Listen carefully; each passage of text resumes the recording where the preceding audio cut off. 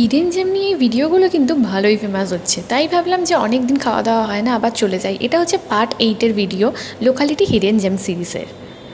এই রেস্টুরেন্টটা খুব বেশি দিন হয়নি, একদমই নতুন বলতে পারেন। ভিতরের ভাইবটা কিন্তু মন কেড়ে নিয়েছে। কি আর বলবো ভাই, তোমার দেখা নাই, তাই আমাকেই আসতে হলো এখানে তোমাদের সন্ধান দিতে।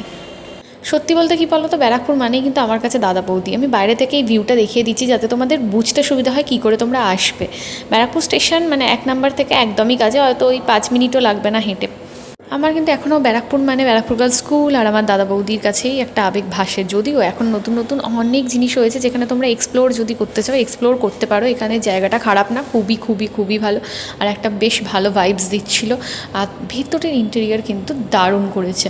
আর খাওয়া দাওয়া মানে আমি যদি 5-এ বলি, 5-এ আমি 4 দিতে পারবো খাওয়া দাওয়াতে। আর অ্যাম্বিয়েন্স টু গুড। তবে হ্যাঁ, একটা জিনিস খেয়াল রেখো, যেটা অনেকে জানো বা অনেকে জানো না, সেটা হচ্ছে আমরা যে জলের বোতলটা ওখান থেকে কিনি সেই জলের বোতলের ওপর কিন্তু কোনো ট্যাক্স হয় না, কারণ আমরা বোতলের ওপর অলরেডি একটা ট্যাক্স পেমেন্ট করে থাকি। সেটা একটু ধ্যান রেখো।